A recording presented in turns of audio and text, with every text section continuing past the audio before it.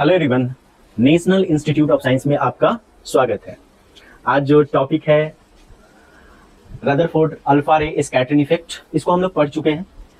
अब क्यों पढ़ रहे थे? सबसे पहले तो पहला टॉपिक हम लोग पढ़े थे Thomson atom model of atom पढ़े थे, मतलब कि परमाणु का थॉमसन मॉडल हम लोग पढ़ रहे थे। इसमें क्या था, थॉमसन ने क्या क्या बताया था कि जो एटम होता है पॉजिटिवली चार्ज स्फीयर होता है। ठीक है, क्या होता है? पॉजिटिवली चार्ज स्फीयर होता है, जिसका रेडियस कितना होता है 10 के पावर -10 मीटर, और उसका सारा मास और पॉजिटिव चार्ज किसमें होता है? एटम के न्यूक्लियस में होता है। फिर उन्होंने बताया कि ये किस तरह से है, इस तरह से बताया कि एक जो तरबूज होते हैं तो तरबूज में जिस तरह से उसके बीज होते हैं उस तरह से इसका नेगेटिव चार्ज रखा होता है, पॉजिटिव चार्ज रखा होता है। सारा चीज देखिए इस तरह से बताया हुआ है। ठीक, अब इसका लिमिटेशन, ये पहला मतलब कि एटम के बारे में एक्सप्लेनेशन किया जा रहा था किसके द्वारा? जे थॉमसन के द्वारा। अब क्या है, इसके पास दो लिमिटेशन है। पहला limitation, it could not explain the origin of spectral series of hydrogen and other atoms observed experimentally. मतलब एक्सपेरिमेंट के द्वारा जो स्पेक्ट्रल सीरीज हाइड्रोजन और किसी भी अन्य एटम का जो हमको मिल रहा था, ये वाला जो मॉडल था थॉमसन का, वो नहीं बता पाया। दूसरा लिमिटेशन ये था, it could not explain the large angle scattering of alpha particles from thin metal foil as observed by Rutherford. Rutherford ने एक एक्सपेरिमेंट किया था, क्या किया था? अल्फा रे स्कैटरिंग इफेक्ट। उसको इन्होंने थॉमसन का जो मॉडल था एक्सप्लेन नहीं कर पाया। फिर हमको पढ़ना पड़ा कौन सा? रदरफोर्ड का एटॉमिक मॉडल। उससे पहले हम लोग पढ़ेंगे क्या था? रदरफोर्ड अल्फा रे स्कैटरिंग। क्योंकि उसका लिमिटेशन था, ये एक्सप्लेन कर पा रहे थे तो इनका मॉडल उनसे बेहतर हो जाएगा। ठीक है, तो यहाँ पे एक्सपेरिमेंट का सेटअप किसने किया? रदरफोर्ड ने, और उसके कुछ कोलैबोरेटर ने। कोलैबोरेटर का मतलब क्या होता है?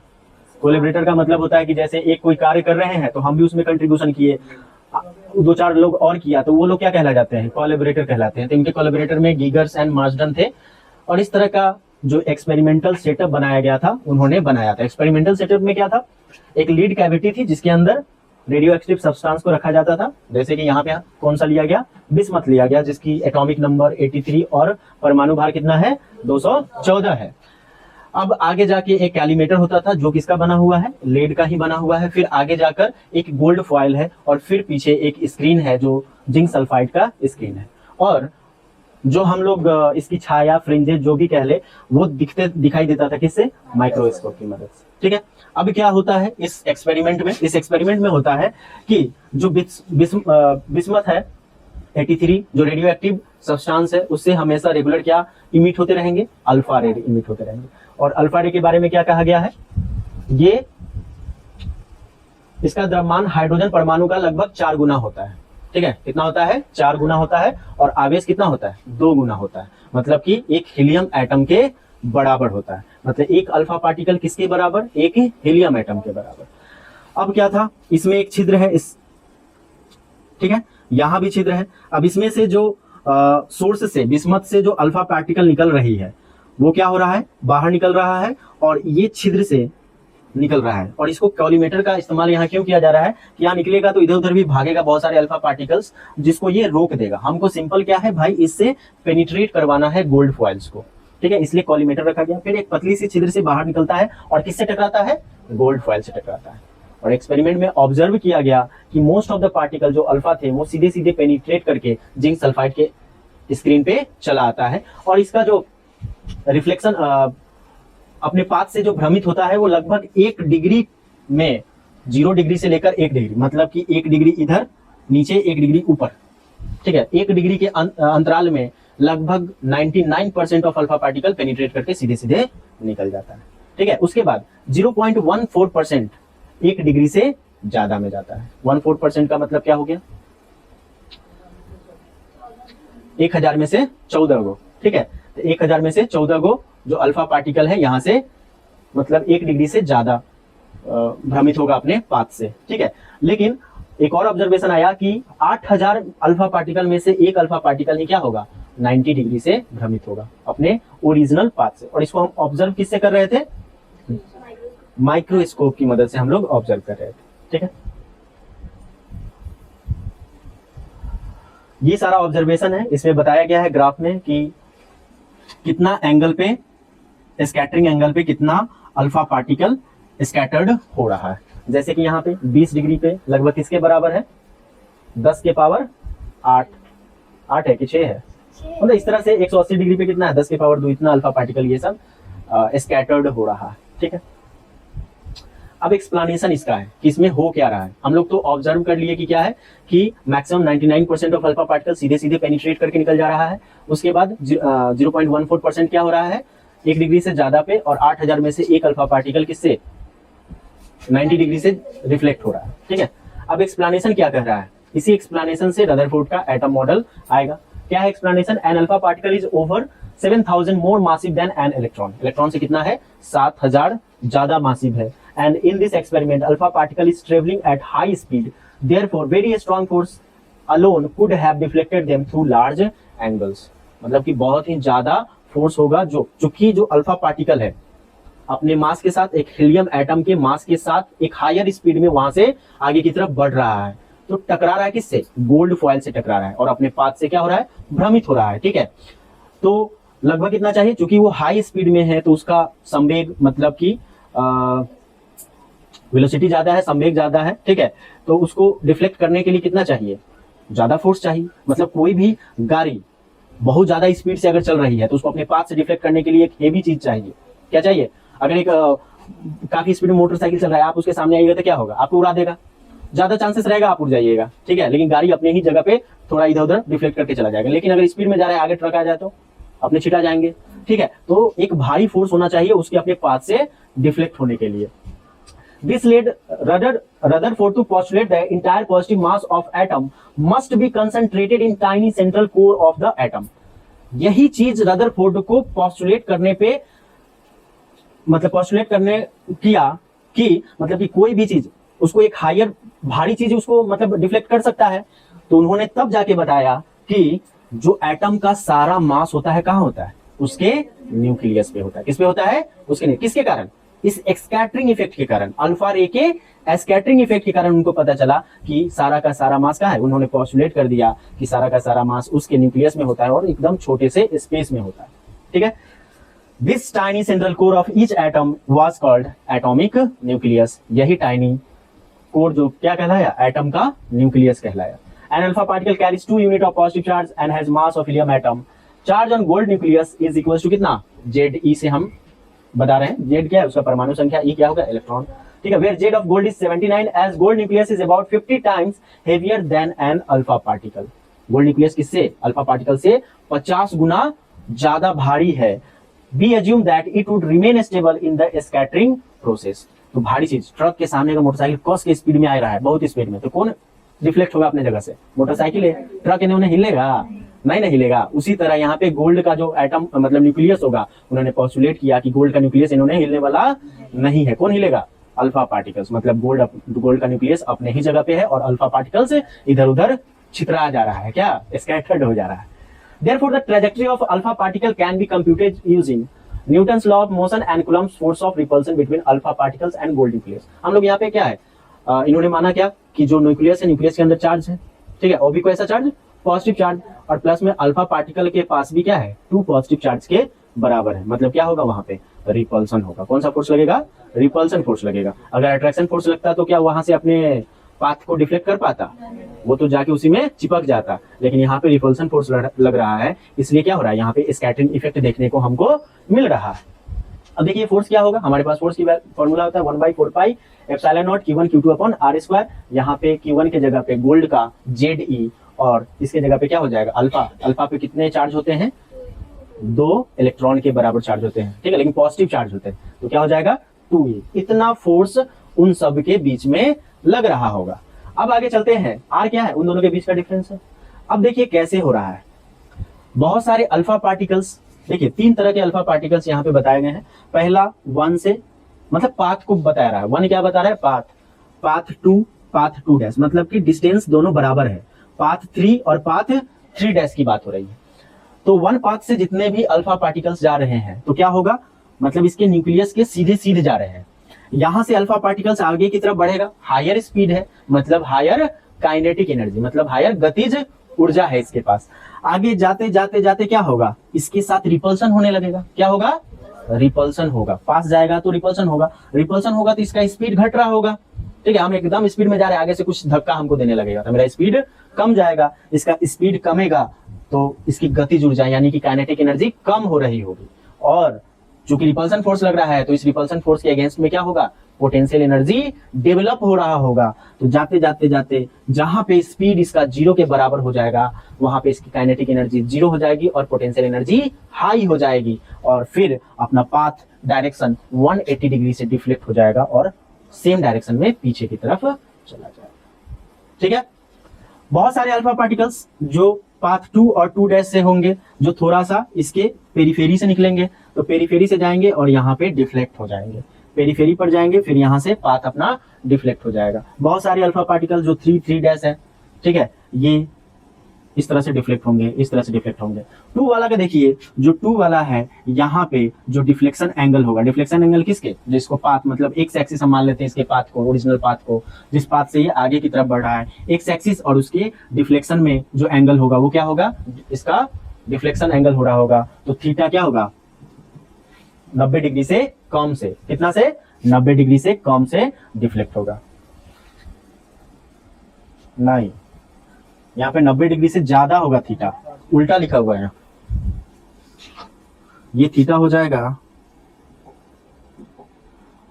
यहाँ theta is greater than 90 degree, ठीक है, और 3 में theta is less than 90 degree होगा। इस तरह से डिफ्लेक्शन यहाँ पे हो रहा होगा। आगे चलते हैं, क्या कर रहा है, shown in figure alpha particles one tending to collide with nucleus slow down due to repulsive force of the nucleus, finally a stop is then repelled back. This alpha particle therefore retrace its path scattering through 180 degree. The alpha particles 2 and 2' tending to hit the nucleus at its periphery experience a strong repulsive force and get scattered through greater than 90 degree, and the alpha particle 3 and 3' which pass at a distance from the nucleus experience small repulsive forces and get scattered through small angles. The alpha particle which passes at large distances from the nucleus go almost undefeated. मतलब कि यहाँ 3 है, मान लिया कि यहाँ पे 4 होता तो इससे काफी दूर होता इसके, तो क्या होगा, इसमें कोई फोर्स उस हिसाब का लग ही नहीं रहा होगा, तो ये अपना पाथ सीधे सीधे आगे की तरफ चल जाएगा, इसमें कोई डिफ्लेक्शन नहीं होगा।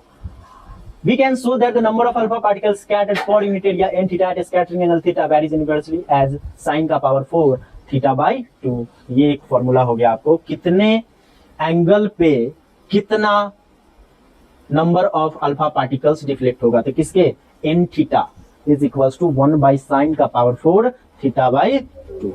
ठीक है, मान लिया कि हम 30 डिग्री पे निकालना चाहे, कितना डिग्री पे, 30 डिग्री पे, कैसे निकलेगा, n 30 बराबर क्या हो जाएगा, 1 बाई साइन का पावर साइन थीटा बाई 2, 30 नहीं 60 लिखिए, क्योंकि 15 डिग्री फिर हमारे पास ज्यादा हो जाएगा ना, इससे अच्छा है कि 60 डिग्री, हमको पता है 60 डिग्री कितना होता है, साइन 60 √3 बाई 2, इसका आप हाफ करेंगे तो क्या आ जाएगा, √3 बाई 4 आ जाएगा, क्या आ जाएगा, नहीं रुको जल्दी होगा, साइन 60 है तो यहाँ पे साइन 30 हो जाएगा, साइन 30 का पावर 4, साइन 30 कितना हो जाएगा, 1 बाई 2 का पावर 4, यहाँ से 1 बाई 1 2 का पावर 4 कितना होगा, 16 हो जाएगा ना, 16 मतलब कि कितने, 60 डिग्री पे 16 अल्फा पार्टिकल डिफ्लेक्ट हो रहे हैं।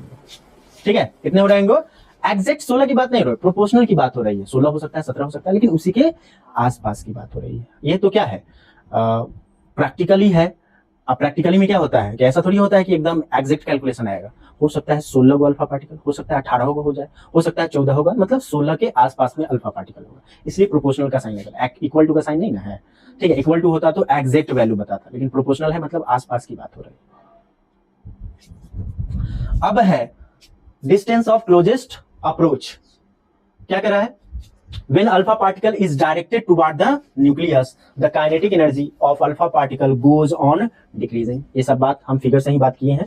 यहां देखिए, जब इसके अब शुरू में क्या होगा, अल्फा पार्टिकल्स हाई स्पीड पे, हम लोग जो एक्सपेरिमेंट कर रहे थे वहां पे क्या हुआ, बिस्मथ से alpha particles very high speed पे निकल रहा था, तो जैसे जैसे इसके नजदीक जाएगा तो इसकी काइनेटिक एनर्जी कम होती जाएगी, किसके कारण, due to repulsive force between alpha particles and nucleus of gold foils, इसी के कारण हो रहा होगा। ठीक है, and in turns electrical potential energy goes on increasing, kinetic energy कम होगा तो पोटेंशियल एनर्जी हाई होता जाएगा, क्योंकि mechanical conservation of mechanical energy क्या होता है, कंजर्वेशन ऑफ मैकेनिकल एनर्जी मतलब कोई भी क्रिया हो रही है उससे पहले और क्रिया के बाद जो मैकेनिकल एनर्जी होगी हमेशा कंजर्व रहेगा।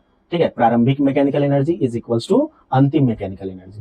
ठीक है, गोज ऑन इंक्रीज। कितने हम लोग कंजर्वेशन ऑफ पढ़े हैं, कंजर्वेशन का सिद्धांत पढ़े हैं, संरक्षण का सिद्धांत, conservation of mass, conservation of energy, ठीक है, conservation of charge, conservation of momentum, और क्या पढ़े हैं, और कंजर्वेशन ऑफ एनर्जी में ही कंजर्वेशन ऑफ मैकेनिकल एनर्जी भी पढ़े हुए हैं क्लास 11th में। तो यहाँ पे एनर्जी कंजर्व रहेगा, ठीक है। Due to Coulomb's repulsive force between nucleus and alpha particles at a certain distance r naught from the nucleus, kinetic energy of alpha particles reduced to zero। मतलब कुछ distance होगा जो r naught होगा, उस पे काइनेटिक एनर्जी क्या हो जाएगी, जीरो की बराबर हो जाएगा। मतलब कि देखिए यहाँ पे, यहाँ से कैसे बताया गया, न्यूक्लियस के सामने सामने और इस जगह पे जाते हुए पहुंचते ही इसकी काइनेटिक एनर्जी किसके बराबर हो जाती है, शून्य के बराबर हो जाती है। तो इस एटम के न्यूक्लियस और जिस जगह पे उसकी काइनेटिक एनर्जी शून्य हो जाती है, वो जो डिस्टेंस r नॉट है वो किसके बराबर है, जीरो के बराबर नहीं है। ये है डिस्टेंस ऑफ क्लोजेस्ट अप्रोच कहलाता है। क्या है, डिस्टेंस ऑफ क्लोजेस्ट अप्रोच, मतलब कि समीपतम पहुंच की दूरी। मतलब कि इससे ज्यादा आगे ये नहीं बढ़ सकता है, मतलब कि ये जो डिस्टेंस है इससे और आगे नहीं बढ़ सकता है। उससे पहले ही ये धक्का देके पीछे इसको कर देगा, ठीक है। उससे पहले ही यहां से क्या होगा, डिफ्लेक्ट हो जाएगा, उससे पहले ही डिफ्लेक्ट हो जाएगा, मतलब उससे आगे नहीं बढ़ सकता है। इतना ज्यादा समीप जा सकता है, इससे ज्यादा समीप नहीं जा सकता है। यही चीज क्या कहला रहा है, डिस्टेंस ऑफ क्लोजेस्ट अप्रोच कहला रहा है, ठीक है। Electrical potential energy at distance r not due to nucleus कितना हो जाएगा, v बराबर होता है 1/4 pi epsilon not q upon r, ठीक है। यहाँ पे 1/4 पाई एप्सिलॉन नॉट q के जगह पे क्या है, Ze किसका, गोल्ड के न्यूक्लियस, ठीक है, बट्टा में r नॉट जितना दूरी पे है उसके गोल्ड के न्यूक्लियस से दूरी पे, ठीक। आगे potential energy of alpha particle at distance r not from the nucleus is equals to potential into charge, ठीक है। पोटेंशियल एनर्जी बराबर क्या होता है, पोटेंशियल E बराबर VQ होता है, ठीक है। वहां से P बराबर क्या हो जाएगा, JD upon 4 pi epsilon not R into 2E, क्या हो जाएगा 2E, किससे, अल्फा पार्टिकल का कह रहे हैं ना, potential energy of alpha particle. देखो यहां पे हम लोग potential due to charge particle हम लोग पढ़े थे, क्या पढ़े थे, 1/4 pi epsilon not Q upon R, यही ना पढ़े थे। किसके लिए, कोई एक चार्ज होता था तो उस चार्ज की वजह से इतना दूरी पे कितना होगा, इतना दूरी पे कितना होगा, यही ना पढ़े थे। क्या था, 1/4 पाई, मतलब कि इसका पोटेंशियल यहां पे R नॉट पे निकाल रहे हैं, किसका, गोल्ड फॉइल की वजह से, ठीक है। अब क्या होगा, इसके पोटेंशियल में अल्फा पार्टिकल आ रहा है ना, क्या आ रहा है, इसके पोटेंशियल में अल्फा पार्टिकल आ रहा है, तो क्या होगा, इसके अगेंस्ट में वो कार्य कर रहा है। इसके पोटेंशियल के अगेंस्ट में कौन कार्य कर रहा है, अरे यार अल्फा पार्टिकल कार्य कर रहा है। क्या हो रहा है, एक वेलोसिटी से आगे बढ़ रहा है और इसके फील्ड के अगेंस्ट में आगे बढ़ रहा है, डिस्प्लेसमेंट तय कर रहा है ना। तो एक एक्सटर्नल अपना फोर्स लगा रहा होगा, कुछ डिस्प्लेसमेंट कर रहा होगा, तो वहां पे क्या होगा, फोर्स इंटू डिस्प्लेसमेंट वर्क, ठीक है। तो वर्क ही किस में, पोटेंशियल एनर्जी में। लेकिन अगर हम इलेक्ट्रिकल पोटेंशियल एनर्जी के टर्म में चले तो वर्क का फॉर्मूला क्या था, potential into charge VQ, E बराबर P बराबर क्या होता था, VQ होता था। तो अल्फा पार्टिकल का पोटेंशियल एनर्जी क्या है, P बराबर VQ, भी हमारा क्या है, एटॉमिक न्यूक्लियस का भी कितना, JD upon 4 pi epsilon not R, और अल्फा पार्टिकल्स का कितना, चार्ज 2E के बराबर है ना, वो भी पॉजिटिव। तो यहां से इतना पोटेंशियल एनर्जी हो गया।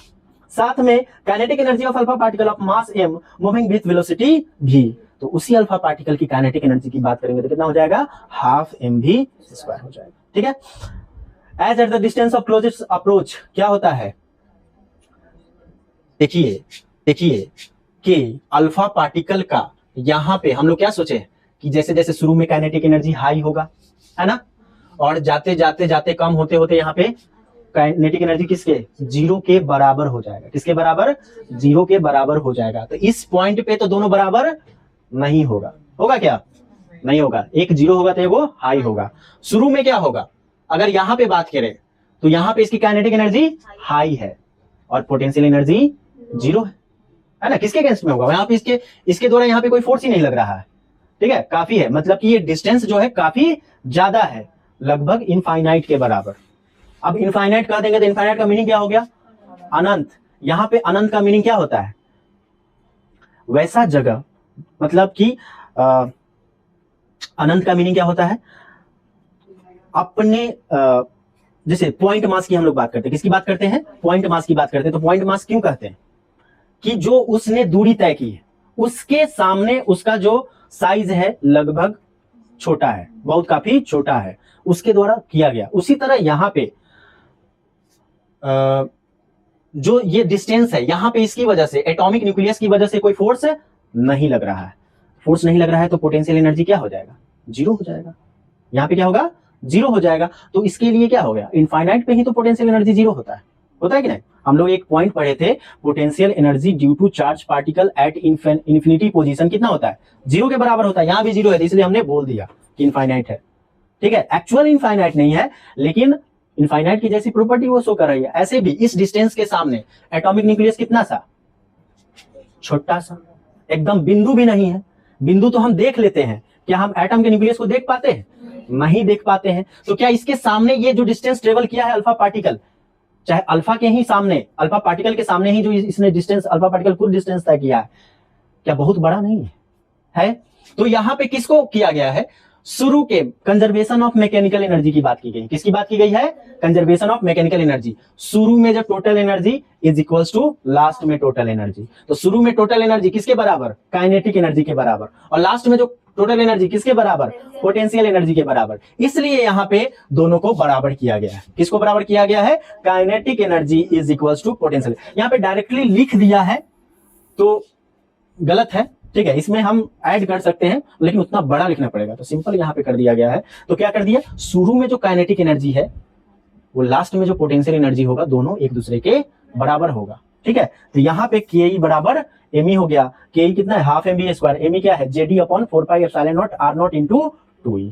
यहां से आर नॉट की हमारे पास फॉर्मूला आ गया। आर नॉट क्या है, JD into 2e by 4 epsilon not half mv square. इधर 1/4 एप्सिलॉन सेम चीज लिखा हुआ है, ठीक है। हाफ mv स्क्वायर की जगह पे काइनेटिक एनर्जी लिखा हुआ है, ठीक है। आगे बढ़ते हैं, अल्फा पार्टिकल ट्रेजेक्ट्री है।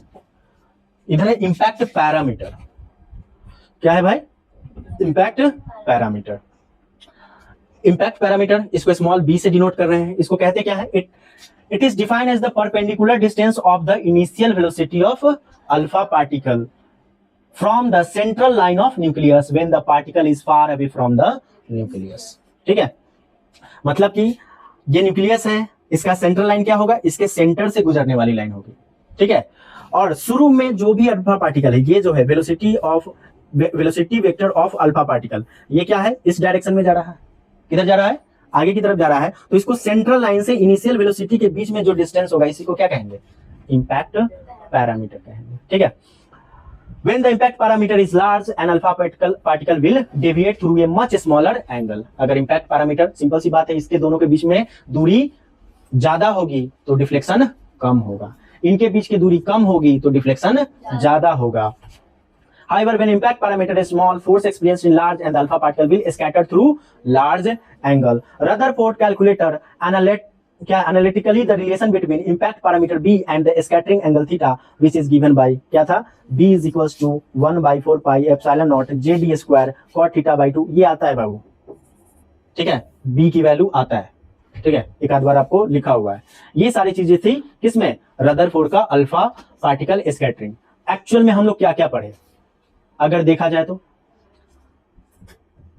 अल्फा स्कैटरिंग में ये पूरा एक्सपेरिमेंट पढ़े कि एक्सपेरिमेंट कैसे कैसे रदरफोर्ड ने किया, ठीक है। उसके बाद कितना पार्टिकल किधर स्कैटर्ड हुआ, उसके बाद हम लोग जानेंगे कितना एंगल पे कितना पार्टिकल स्कैटर्ड होगा, जिसकी वैल्यू कितनी थी, n theta is equals to कितना, 1/sin4 थीटा बाई 2, ठीक है। उसके बाद हम लोग क्या किए कि इन दोनों के बीच में फोर्स कितना लग रहा हो, किसके किसके बीच में, गोल्ड फॉइल के न्यूक्लियस और अल्फा पार्टिकल के बीच में कितना, 1/4 pi epsilon not JD into 2/r², ठीक है।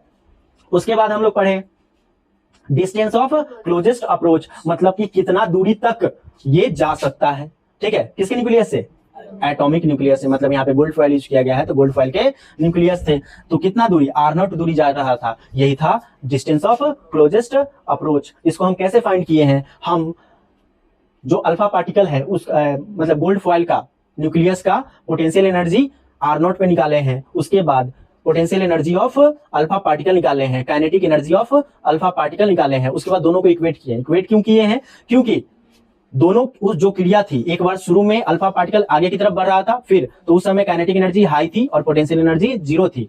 और जब क्लोजेस्ट अप्रोच पे जाता था तो काइनेटिक एनर्जी जीरो हो जा रही थी और पोटेंशियल एनर्जी हाई हो जा रही थी। मतलब कि according to conservation of mechanical energy हमने काइनेटिक एनर्जी को, मतलब कि उससे पहले और उसके बाद, डिस्टेंस ऑफ क्लोजेस्ट अप्रोच के पहले मतलब शुरू में और उसके बाद का जो कंजर्वेशन था मैकेनिकल एनर्जी को, इसलिए हम लोग काइनेटिक एनर्जी को पोटेंशियल एनर्जी के बराबर कर दिया और हमको आर नॉट की वैल्यू आ गई। उसके बाद इम्पैक्ट पैरामीटर क्या होता था, मतलब कितना इम्पैक्ट पड़ रहा है किस पे, अल्फा पार्टिकल पे। अगर सेंट्रल लाइन से जितनी दूरी थी वो क्या था, उसका बी इम्पैक्ट पैरामीटर हुआ करता था। और जितना ज्यादा इम्पैक्ट पैरामीटर होगा उतना कम डेविएशन होगा, जितना कम इम्पैक्ट पैरामीटर होगा उतना ज्यादा डेविएशन होगा। और इसको रदरफोर्ड ने जो फॉर्मूला दिया b बराबर 1/4 pi epsilon not JD² cot theta by 2 upon kinetic energy से इसको बताया।